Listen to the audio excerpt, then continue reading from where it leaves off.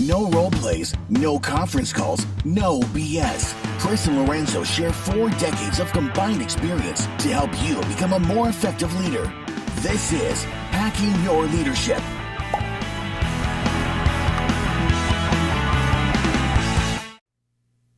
Welcome to Hacking Your Leadership. I'm Chris, and welcome to today's guest interview.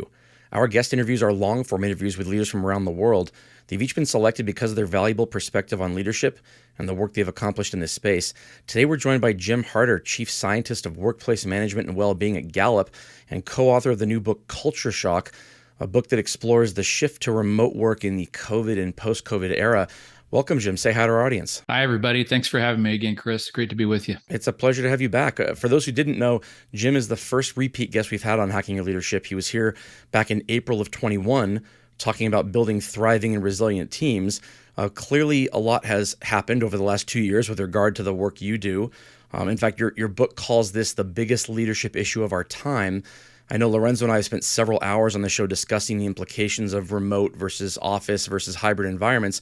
So what I want to know is, at what point did the data start to say there was a problem here? Because for the longest time, I thought that culturally the Western workforce was already shifting to flexible work environments, and COVID just kind of sped it up. COVID did speed it up significantly, maybe by a couple decades or maybe more than that, because the trend was shifting slowly toward more flexible work. It was the most desired perk. It wasn't happening quite as often as it is now, but we shifted for remote ready jobs. 9 out of 10 people now from this experience from COVID now want some type of flexible work arrangement. So it's a shift mentally as well as what we actually, so the experience led to some experiences that I think are positives in terms of how we can work and live. But I think it's created some risks as well. But I think we could build, Chris, the best workplaces ever if we combine what we learned through this forced experiment and also bring in upgraded management. I'd say I think managers are in the most difficult positions they've been in historically, in my tenure anyway. A very difficult job right now, and leaders have to be more nuanced than ever before. Yeah, there's an analogy that I kind of think about when I think about this remote work versus returning to office. It's like before 2020, people went to the office. That's just what we did, and I liken that to the equivalent of having chicken and broccoli every night for dinner, in that it's fine, it's boring, but it's not going to kill you. And all of a sudden somebody put a plate of donuts out there and said, "Hey, I'm so sorry, this is all we have right now," and no one had ever tasted one before, and they go, "Oh, I'm okay with this. This is totally fine with me." And then all of a sudden we're trying to say, all right, now look at this. You're going to die if you just eat donuts every day. We need to, at the very least, you got to have the chicken and the vegetables most nights or some nights, and then have the donuts. And then the people who are saying this, they're not the healthcare professionals that went to school for this, and that their motivation is the well-being of the person. That they're being told this by people who they perceive as having ulterior motives. It's like, wait a minute, you're not looking out for my health. You just want to be able to watch me or have me sit there. So I don't believe what you're saying. So even if what they're saying is right, they're not believed because they have ulterior motives. It's a great way to kind of think about it. We all experienced an endowment effect, at least those who were able to work remotely, where the endowment effect is a behavioral economic phenomenon where when we get something, it becomes more valuable, and it takes a lot more to give it up than the value placed on it when you originally got it. And experiments have shown that even with coffee mugs, they become more valuable once you get them, and it's tough to let go of even something that small. But this is no coffee mug. This is our livelihood. Yeah. And people experienced a new livelihood. And you make a great point about the challenge for leadership, and people don't want mandates. When we ask questions of employees about being mandated to do anything or being required to do anything, you get very negative responses, very low levels of engagement, higher levels of burnout, all the negative outcomes. So leaders are in a tough position where they've got to think about, how do we make this work and have highly productive environments. And I think it all has to kind of set on some criteria that we filter all of our decisions through. And one is how we are individually productive. I think people have learned new ways to be productive, and we ought to honor that. And the second is how we collaborate better as teams, and how we collaborate better with our team. And most people decide where they work not based on a conversation with their team, but whether their leadership tells them, whatever their manager tells them, or whatever they decide is best for them themselves. But 13% of people decide with their team. But a decision based on a discussion with your team is the most highly related to engagement. But very few people are doing that. And so that's one method. The other criteria I think that we should filter these decisions through, maybe the most important, is the value we bring to customers. Customer satisfaction has been dropping. Employees feeling responsible for the quality of service customers receive has been dropping. And so the big risk here right now that we can solve for, but we really need to, is the deterioration of the relationship between employee and employer, which then ends up manifesting itself in the deterioration between the organization and the customers. Yeah, the two things that when I read them in the book that seemed inherently at odds to me are engagement being at a 7-year low, but also that employees are experiencing a new way to work that serves their lives better. I mean, leaders have been told for more than 2 decades that the happier the employees are, the more engaged they are. And it seems like, it almost means that you have to redefine what it means to be engaged. Engaged doesn't necessarily mean supportive and happy with your job. It means supportive and happy and productive as defined by your employer. Yeah, the how we approach engagement is very different now, in that we found that the frequency of the connection, because we have so much hybrid work and we have less predictability, we've got to build in predictability into our environments, into our workplace environments, if we want to make it work. And that means we have to have managers who are in touch with people. And we found, one area of low-hanging fruit is to upskill managers or reskill them to have at least one meaningful conversation every week with each employee that they work with. And there's a lot that goes into making it meaningful. The word feedback itself has been kind of a people repellent for a couple centuries. But when you put meaningful in front of feedback, it actually is something that attracts people. But you got to get the right elements in there to make it work. So I really feel like we can solve for this, but it is an interesting paradox almost, where what engages people right now is autonomy, but what builds a productive culture involves some discipline and some predictability, I call it, where we actually have a plan, so that when we show up, we make the commitment with that commute that other people are there too, and we can re-experience what that in-person time actually feels like, and what actually happens. And a lot of people kind of forget about that. It's good for us mentally too to have in-person time, and so psychologically there are benefits for the individual, and if we do it right, for the organization, there are cultural benefits. Where particularly for young people, developing young people, young people have historically always had a development advantage for the right reasons, but that's been deteriorating as of late. And I think it has something to do with the distance and not running into people in the office and not having those kinds of relationships. And that's a big risk as well. Yeah, we are social creatures.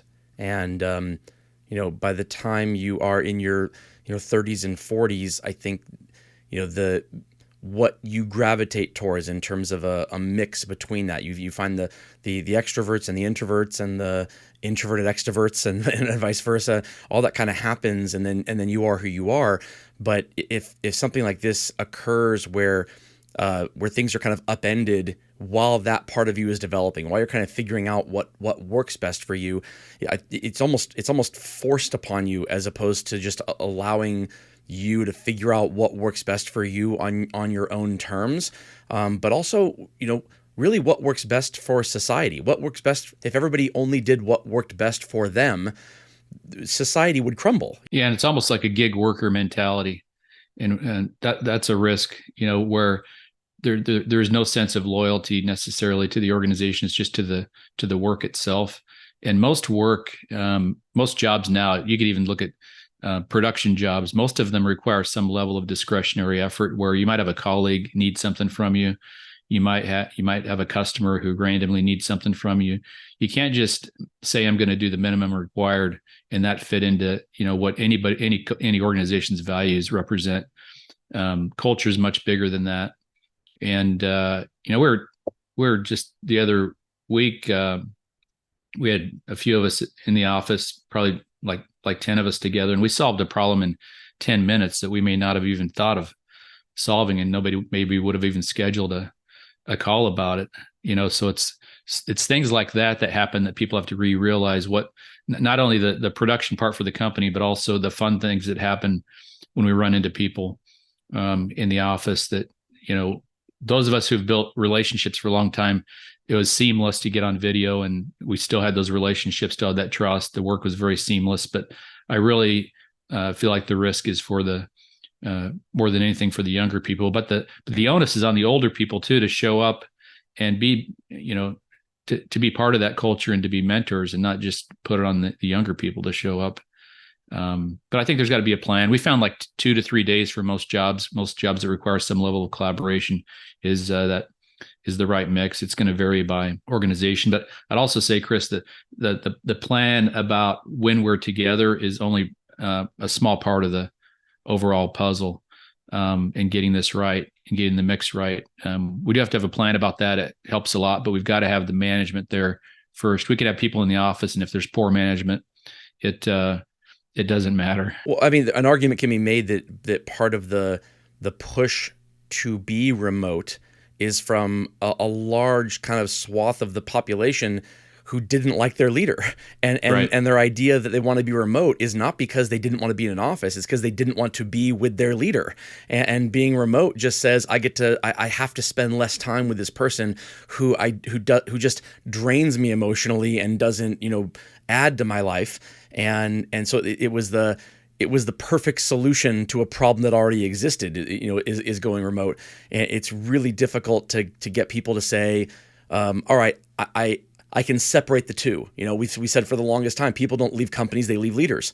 And if people don't leave companies, they leave leaders. That's essentially what they've done. They've found a way to leave their leader without necessarily leaving their company. Yeah, and this is cut through all the research we've done historically, where we look at policies and look at the quality of the work experience.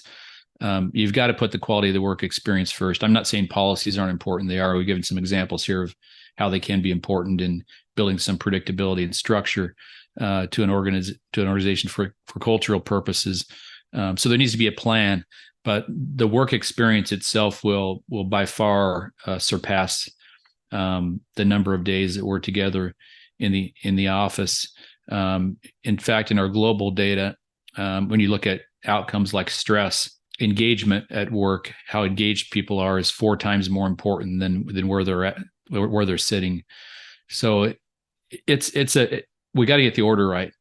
And the first level ought to be to reskill managers to be more like coaches than bosses. And it can be done. There's some managers that just won't ever be able to pick it up. They're just not naturally there, but most managers can pick up and get some insights if they leverage the strengths of the people that they're working with. They can learn how to involve people in goal setting and have continuous conversations about goals.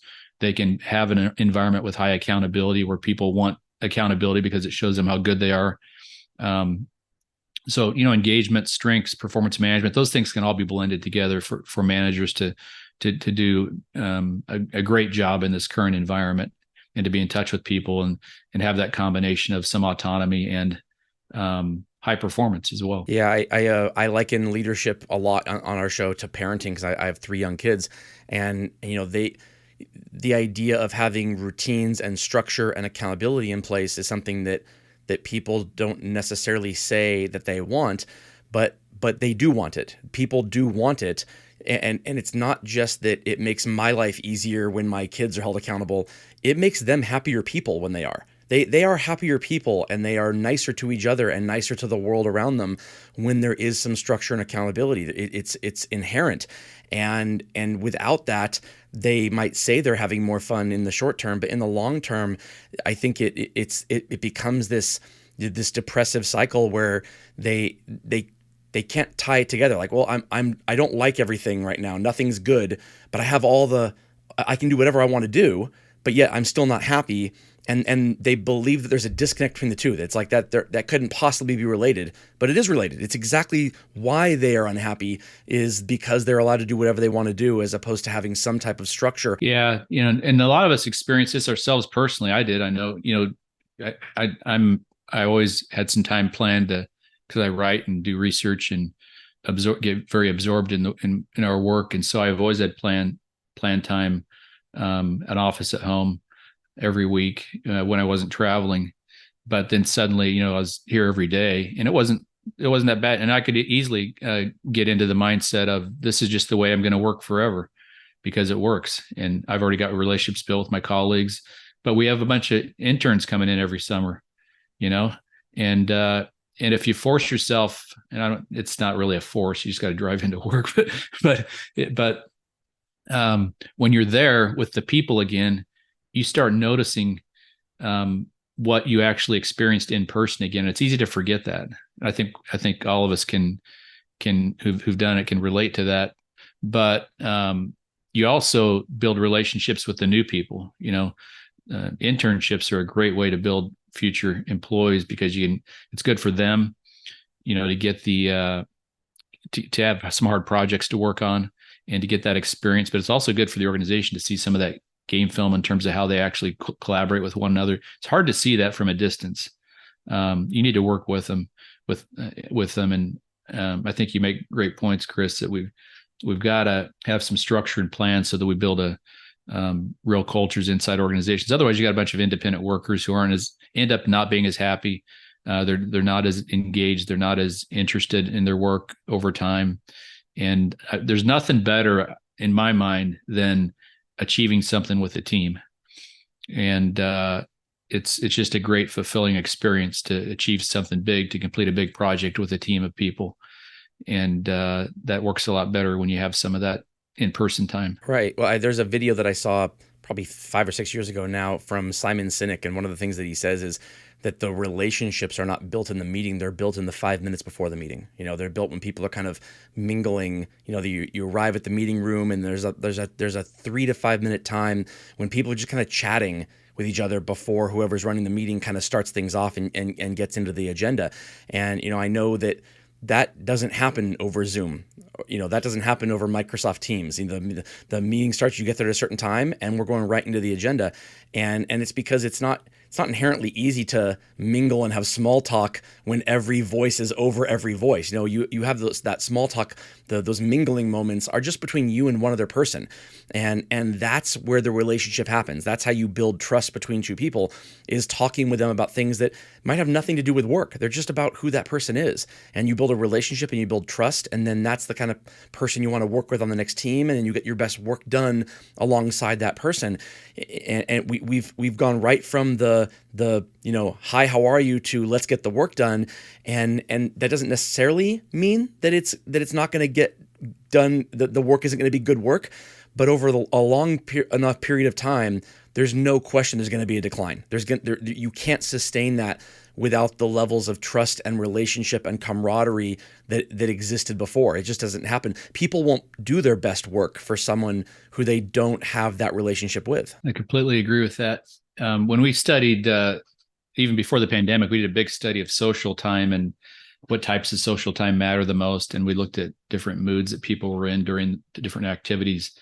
And most forms of social time, even technological social time, matter from a mood perspective.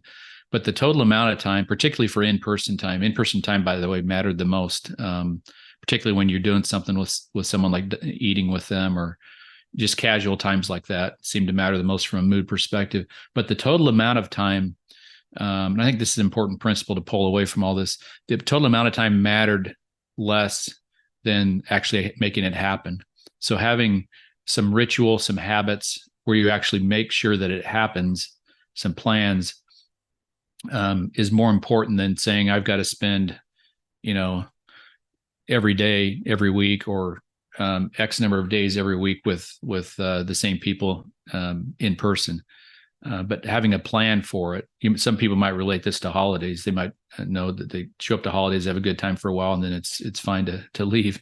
They met maybe not all their relatives or people they'd hang out with all the time, but showing up matters, and it builds those relationships over time. I want to talk about more about what you said about meaningful feedback, because I agree that in order to convince people that the person talking to them has their best interests, that's kind of where the rubber meets the road here. If I give you feedback and the feedback is coming from a place, forget the words themselves. If in my mind I'm thinking, what do I say to Jim so that he stops making my life more difficult? Then that means that the feedback I'm giving you is not inherently based around what is best for you. It's based on what's best for me. And if the feedback switches to what can I say to Jim that will help him be a better employee, a better human being, open up doors for him in the long term, and whether or not he does that has no impact on my personal life. I am simply a conduit for this information. And Jim will see that it is coming from a place of, I just want what's best for Jim. Then over time, you get that trust. And if the leaders who are saying come back to the office, they're saying come back to the office because it makes my job easier. They're not saying come back to the office because this will inherently make you a better employee and you'll accomplish better work. They're saying that, but they don't have the credibility to say that because forever they've given feedback that was based on how to make their own lives easier. That's a switch that is, I don't want to say it can't be taught, because it can. It absolutely can be taught, but it has to start with the leader actually genuinely liking people. They have to care about people. And that's a tough one to teach. You have to either like people already and care about them, or you might be, kind of missing the cost of admission there. Well, and it starts, for executive leaders, it starts with the people that report directly to them. That's how you build an authentic culture. And they've got to also have, meaningful weekly conversations with those folks. And there are ways to do it. But I agree with you, Chris. It starts with trust. If you don't have trust, you can give people critique and it feels like criticism. People actually want critique. They want that type of feedback, but they want it from someone who, as you said, is genuinely interested in them and their future. And but as you said, leaders need to explain why, the why part. But the components that go into meaningful feedback are really pretty basic. It's kind of low hanging fruit, actually. One of them is recognition, but we actually studied people who said they had extremely meaningful feedback. Those people, by the way, 80% were engaged, and the U.S. average is now 31, and the global average is 23. So just that one act, it's really hard in science to find something like that, a meaningful conversation or meaningful feedback, boosting it up to 80%. But so recognition was one of them. But to get recognition right, you've got to actually be in touch with what someone's working on. You gotta know what they accomplished, so it's authentic recognition. You also need to know how they like to be recognized. Only 10% of people are even asked how they like to be recognized. There's more low-hanging fruit. Another element of meaningful feedback is discussing collaboration, how the individual collaborates with others. And I'm not talking about critiquing it, but more a manager is in position where they know all the colleagues on the team, and they know where collaboration works best, and they know who should be collaborating with who to get the right results for the organization. And they also know the strengths of each person, ideally, so that they can match people together that have complementary strengths or even common strengths to get the work done. Goals and priorities, of course, is an important component of having meaningful feedback every week. So goals change, priorities change pretty quickly. If we don't do it every week, we don't have that cadence. We could easily be backtracking, trying to correct something that should have been corrected earlier. So having that cadence, and also makes the conversation performance related, and you can it also feeds into that recognition component down the road as those goals get accomplished. And then I mentioned this, but strengths people said strengths were a part of meaningful conversations, and in that even before the pandemic, the younger generation was asking for a workplace that emphasized their strengths. And I'm not talking about everybody saying ignore my weaknesses. It's more I want you to lead with who I am and help me develop through who I am instead of trying to make me be everybody else. And we've got the tool Clifton Strengths been used by 30 million people now. And it's been a really effective tool in identifying strengths, but it doesn't solve the issue. It opens the door for having a meaningful conversation with somebody in a more efficient way. So that's been useful as well in just making managers' jobs more efficient. But that's how you build trust. And when you have that kind of cadence and you build trust, then you can ask people to do things and they'll say, I can see why now, because it fits into this bigger picture of what we're trying to get done. So I want to talk about the term quiet quitting a little bit, because it has gone from something that, like, I saw it and it was intriguing. The idea of it was intriguing. Like, I wonder, this is kind of a new thing, and then it became almost like co-opted towards everything else. We have quiet firing and quiet hiring and all these different things, and it's become a buzzword. But at the heart of it seems to be this idea that the definition of what it is different for a lot of people. So let me tell you what I mean by that. If you talk to a leader, they might say that quiet quitting is someone who is, not fully engaged in their work. They have just decided to phone it in, and this can be done in an office or remote. Doesn't matter. If I just don't care, I'm doing the bare minimum in order to not get fired. And then there are employees out there who say, if you're talking about going above and beyond, what you're saying is you want me to do more than what you're paying me for. Like you're saying, this is the job you hired me for. You're paying me this. I'm getting this job done, and now you want me to do more than that. You want me to go to me above and beyond. Says you want me to do work for free, essentially, and that's a really tough conversation to have. I think a lot of people they're getting lost in translation here, because I grew up in an era that said, do the job that you want, not the job that you have. Show people that you can do the job that you want, and then they'll have an easier time putting you in that job when you want it. And I think it's a lot harder now for people to do that. They want to inherently say, give me the job first, then I'll show you that I can do it. And that's a lot tougher for a leader or an organization to kind of just, to place a bet on without seeing how it's going to work out in advance. Neither entity is inherently 100% wrong. So how do we kind of bridge that gap here to where people understand that they're not being asked to do work they're not being paid for, but that you have to show that you want something by doing it before you actually before you're actually given it? Yeah, it became a really hot topic last summer, about a year ago, actually. The lesson that it started taking off in the media and through TikTok, and some of the people who call themselves quiet quitters were actually loud quitting, because they're getting on TikTok and talking about how they're going to do the minimum required in front of everybody, including their employer, which is kind of interesting. But the psychology behind, and the contrast you just put in front of everybody, I think is a really important one, because bridging that gap is really about having good management again.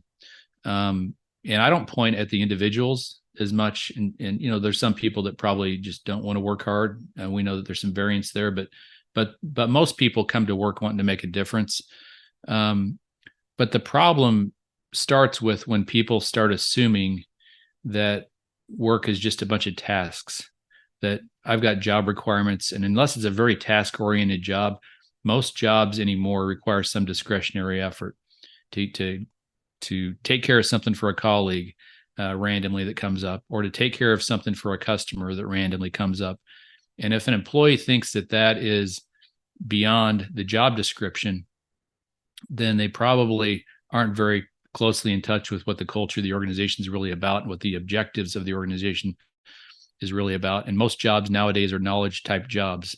And you could even go to, many production jobs where discretionary effort is involved, but most other jobs as well are highly knowledge related jobs where we have to make decisions and we have to use discretionary effort. But I think this quiet quitting, it aligns with a construct of engagement we've been measuring for quite some time in the category not engaged, which is showing up to the minimum required. But the cause of it rests in not taking care of the basics of management, like whether people have clear expectations. When people don't clearly know what's expected of them, they start psychologically separating from the organization. It's me versus them. If they don't feel connected to the mission or purpose of the company and don't feel like they can see how their work connects to the bigger purpose, then they start getting more burned out. If they don't feel like they're recognized when they do good work and their manager isn't in touch with them, they start getting more burned out and they feel like they need to separate. So this work-life kind of continuum, I think, is really important to consider now. To give you another little example, some employees consider themselves more like splitters in that they like to split work and life. Some are more blenders where their best life imaginable is where work and life are blended throughout the day.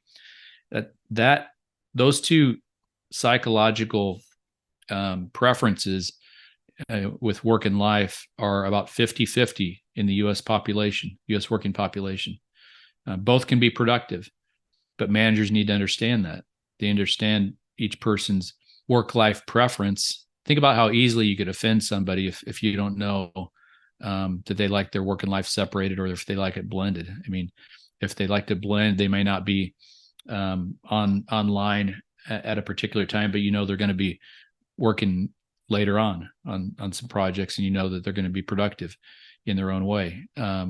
If they want work and life split, and you connect with them on off hours when they are taking care of other family duties or whatever they do in their non-work time, you could easily offend them then.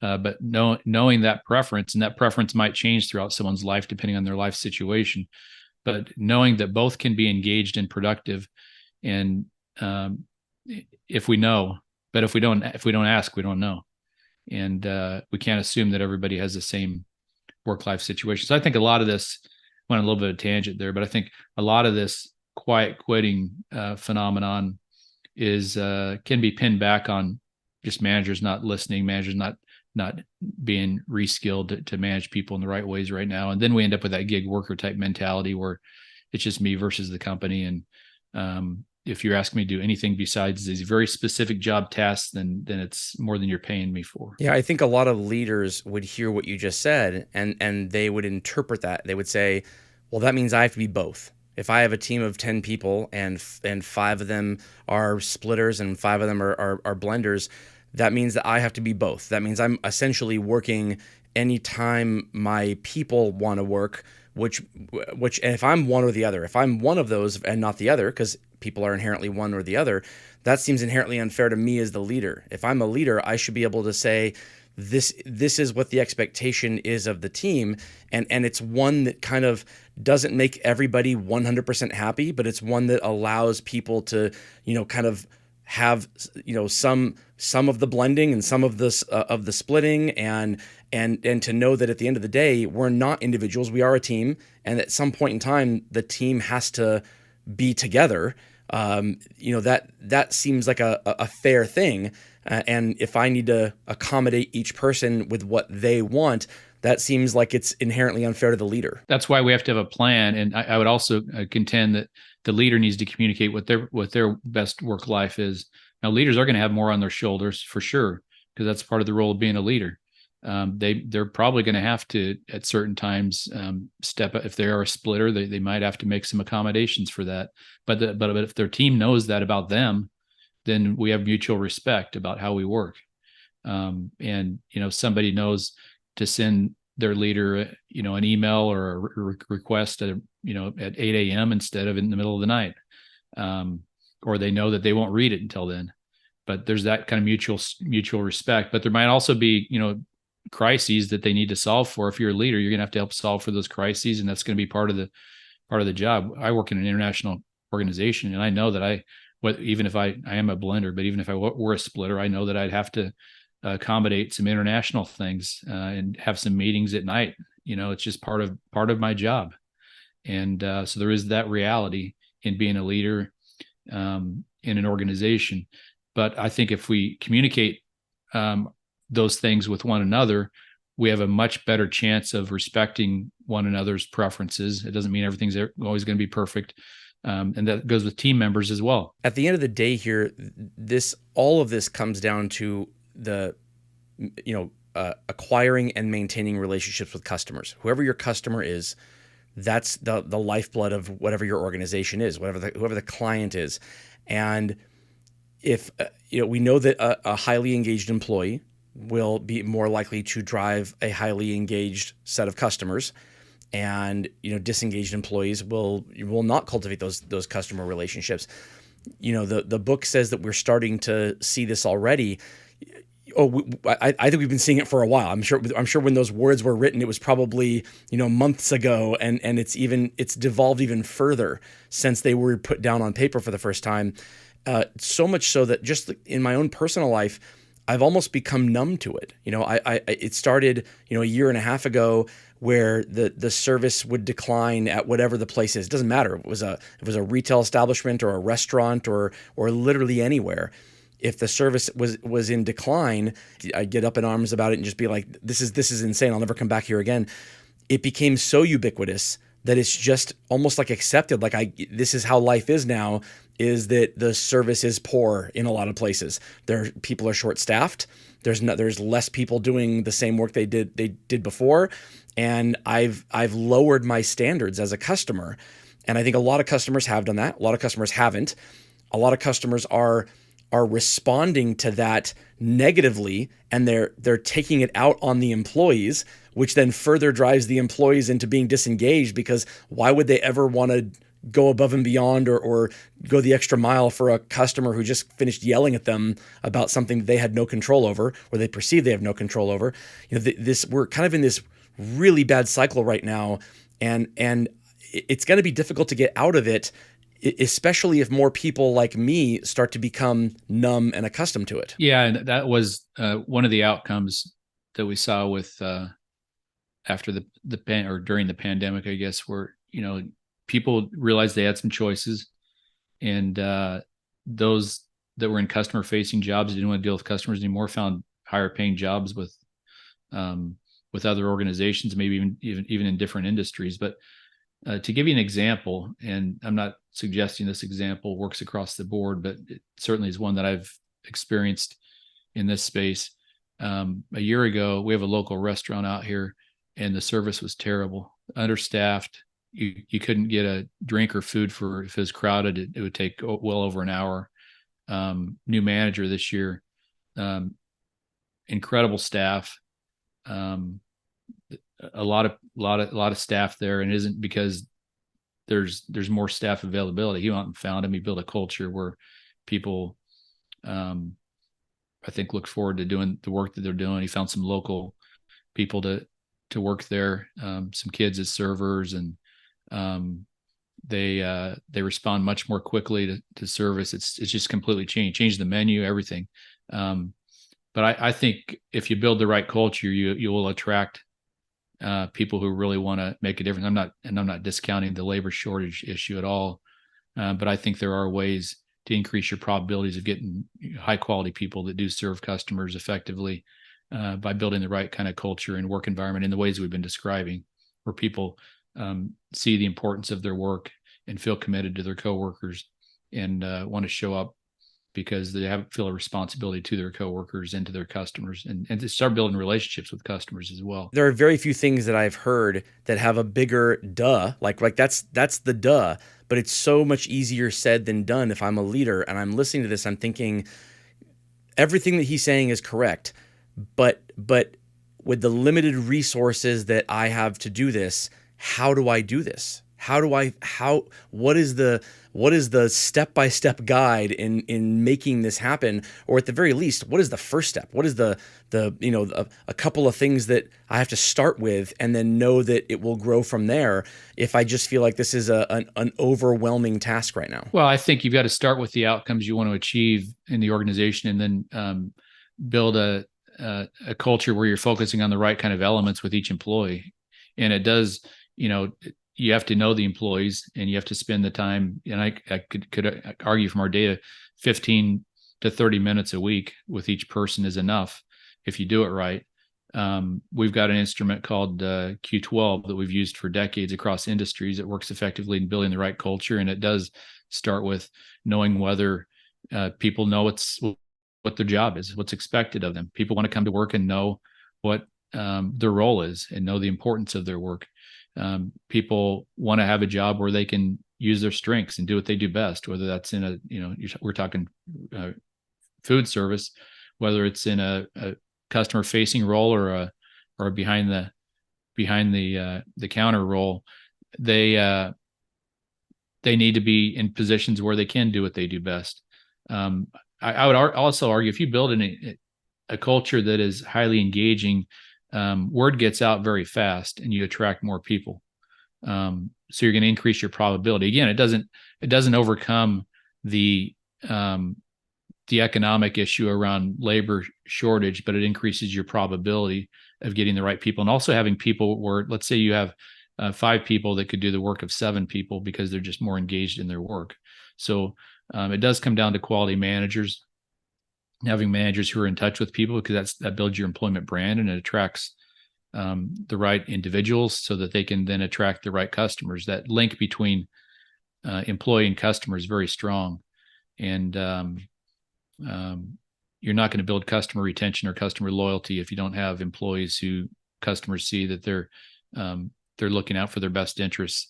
And you're not going to have as many customers that yell at people either if you've got employees who are not just well trained, but also who are recognized and who feel they have opportunities to develop inside the organization. I think what you say about 15 to 30 minutes a week with each employee is enough if you know how to do it right. I couldn't agree more with that. I think the issue that a lot of leaders run into is it can be very easy to make that prescriptive, right? It can be very easy to think, all right, here's my 15 to 30 minutes with this employee and this employee and this employee, and it could come off like they're just checking boxes, as opposed to kind of clearing out everything else that's going on in their lives and really focusing on that employee for that 15 to 30 minutes for what it's designed to do, which is to build a relationship with that employee and build trust with that employee and figure out how best to serve them as their leader, as opposed to just saying, oh, I've met with every employee this week. Yay. Now it's time on to the next week. That is the first step to it. The second part of it, though, is that when people are meeting like this, I had a mentor once who said that a good performance review can be done on a napkin. And what he meant by that basically is that if the relationship is there, you don't need a form to fill out. And that's mostly true. I think there's some formality necessary in whatever that form is if you want to be able to hold people accountable to objective standards and show people when they're prepared to be promoted and prepared to move up. But in general, those little conversations, they can be done on the back of a napkin or with no paper at all. But a lot of organizations, in a desire to kind of make up for the fact that a lot of their leaders are ill-prepared to do this, they come up with prescriptive forms for it. Here's the paper that you're going to have with you when you meet with your employees for 15 to 30 minutes every week, and here are the questions you can ask. And it becomes a meaningless 15 to 30 minutes to the employee because they think this isn't about me. This is about the leader checking off the box. And that's a real tough one for, I think, a lot of leaders to get into. Yeah, it is. It can't feel inauthentic. And we have found there are methods that don't take that long to reskill managers so that they can have the right kind of conversations. And I'm not saying it'll work for every manager, but it'll work for most of them in making them better than they were before. And light bulbs start to go off. And that includes helping them with, how do I listen better? How do I ask the right questions so I can hear it? Because the people inside organizations are going to be closer to the customers than most leaders or managers are. And they'll have some insights in terms of how things can get better. And sometimes those are easy fixes for things to get better. So there's a benefit to the organization. It's not just about, I'm trying to make this employee feel better. It's both ways. It's people want their opinions to count, but organizations get better when people's opinions do count. And that makes it authentic. That makes it real. There's a real exchange where this employee, and I don't care how young they are, where they see things and they want to contribute, and they just need someone who's going to check in with them and spend some time listening to it. It's kind of a lost art right now. Only about 1 in 4 people strongly agree that their opinions count. But there are methods that we've found that lead to higher retention rates, lower turnover rates, higher levels of engagement for the manager, higher levels of engagement for the manager's team. And it's really it's education around how you move from that mentality of boss to coach, and get leaders and managers into a mindset where they're doing more coaching continuously. That starts to build a culture where you start attracting more people and more employees and customers, because you build a brand about this is the place to work. And if you don't think people don't share that, I mean, even more so now than they did in the past through social media, then you're missing it. You're missing a big point. Employment brand is really important, and it doesn't happen unless you get the right things happening in the organization where employees are having the right kinds of experiences. And I don't care whether it's, part-time retail jobs or full-time on-site jobs or whatever industry you're talking about. You can build a really strong employment brand if you have managers who are more like coaches and have the right upskilling. And again, it doesn't have to be a major. They can learn things. I guess my point is they can learn things very quickly, like how to leverage someone's strengths, how to aim those strengths at expectations and accountability and all the things organizations want. Yeah, I was in human resources at Best Buy 15 years ago.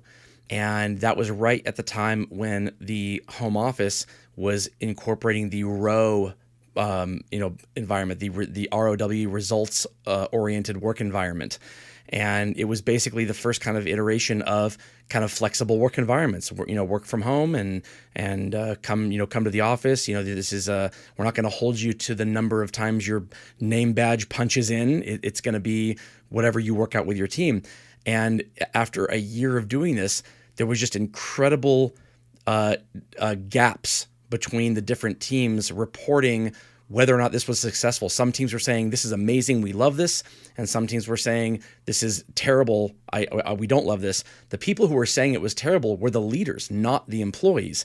And it really came down to if the leader made something, kind of prescriptive to everybody, then it was inherently taken as a mandate. Like, this is what, we're going to meet at this time every day. And, if you talk to me, if you want some time off or if you want some time away.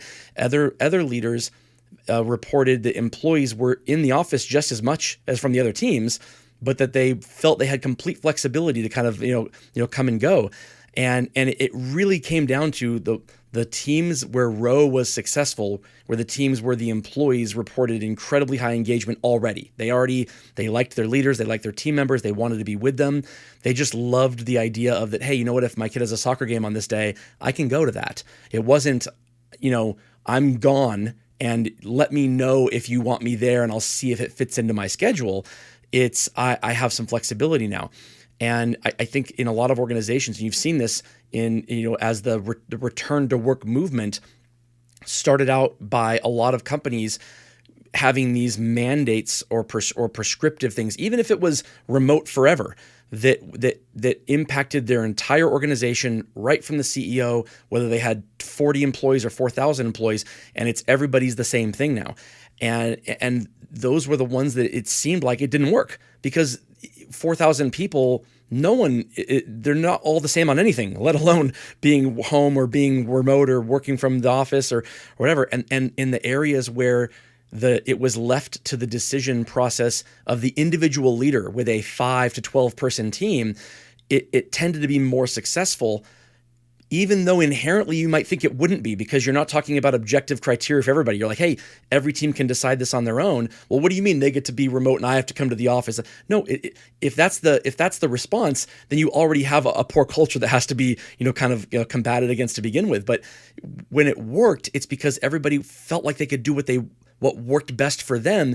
And it isn't the same thing for every employee. In fact, it might be 10 different things depending on the types of work you're doing and the types of teams you have. Well, that's kind of in a nutshell what that combination of every organization needs to be thinking about in this new world is a combination of autonomy and some structure, right? And the structure can flow through the teams individually, but I think organizations also need to have some organizational predictability, and we say this in the book, just make, and don't take this literally, or maybe you do, but Tuesday, Wednesday, Thursday are in-person days. It doesn't mean there's not going to be exceptions, but those are the days when you come in the office, you can see other people there, and we build a lot of in-person things around those days, and that seems to work really well because it fits with the research in terms of the amount of in-person time people need. And I'm talking about remote-ready jobs again. It doesn't fit for. There's other ways to be flexible for on-site jobs, but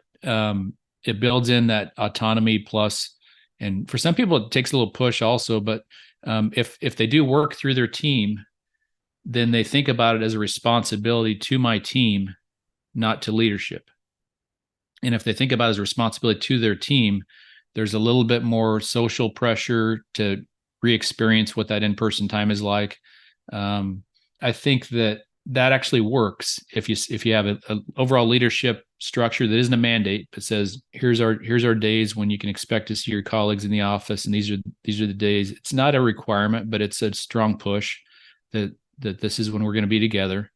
At the same time, you balance that with what you said, the autonomy of working through the team and the responsibility of working through the team so that we're meeting customer objectives. I think there's another element to this too, which is that when the return to office push first started, there was an incorporation of that along with still a heightened sense of COVID awareness and COVID safety. And so it became this, this team, these people come to the office on these days, these people come to the office on these days.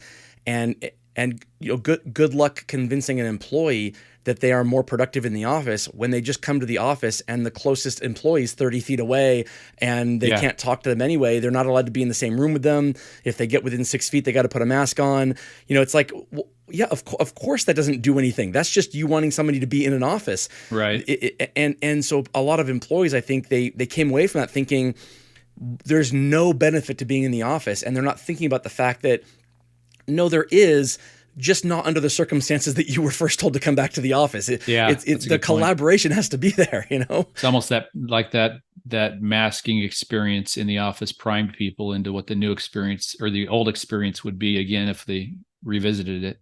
But there's also that reality that that a commute has now become less tolerable, and so people have to have a reason. A 30-minute commute now is intolerable for people where it used to be 45. So our perspective on a lot of things has changed. I think part of the reason why a lot of the remote push is being done by younger people, I think there's some economics associated with it too. I think a lot of people that are younger may have longer commutes because they can't afford to live where they work, and so they live outside of whatever that metro area is or city area is. And the idea of working remote said, oh, you know what?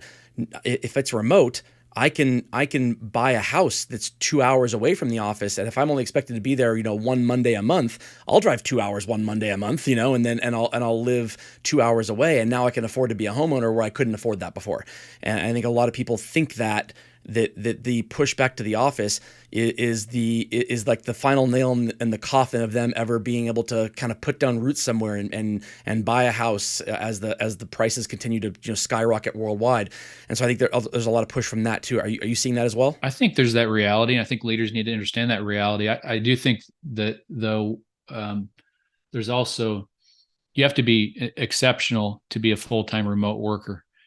You can do it. We've got a lot of full-time remote workers where I work, and we've got a lot of exceptional ones that do excellent work and connect with colleagues well, so it can happen. But I think we need to understand that economic situation as well. And the other side of it is a lot of managers and leaders have relocated during COVID, and if you don't have them in the office, then that makes it even more difficult, to get other people in there.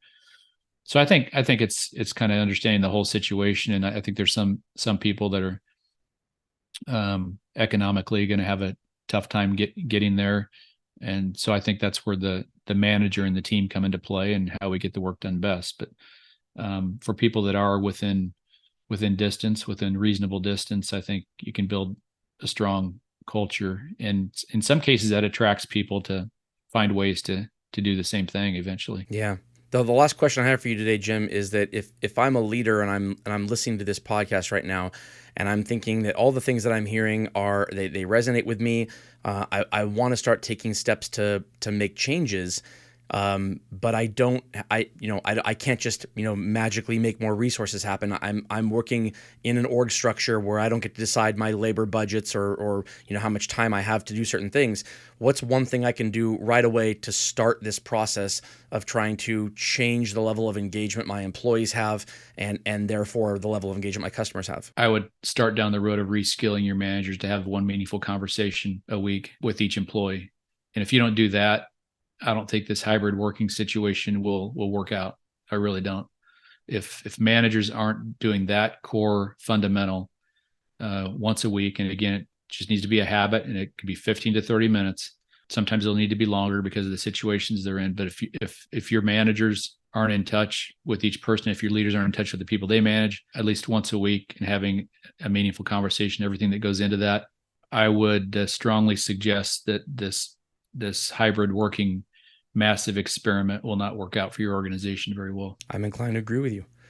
What's an ask for our audience, Jim? Where can they go? We'll put a link to the book in the podcast description, but give our audience an ask for you. What can they do for you? Well, if you want a copy of the book, you can just go to Amazon.com. It's on Amazon Books there. If you want more information about all the reports we're producing at Gallup, we're continuously reporting new articles, new research, new reports. Gallup.com, Gallup.com. You can find everything there. That's awesome. Thank you so much for your time today, Jim. I've always loved having you on the show. I think this is an incredible insight. I love how everything is so data-driven. It's not just kind of a one person's emotional opinion on what's going on based on what they see. It is truly backed up by the numbers, and I think that's something that Gallup has always gotten right. Well, I appreciate that, Chris. Thanks for having me on again. Great talking with you.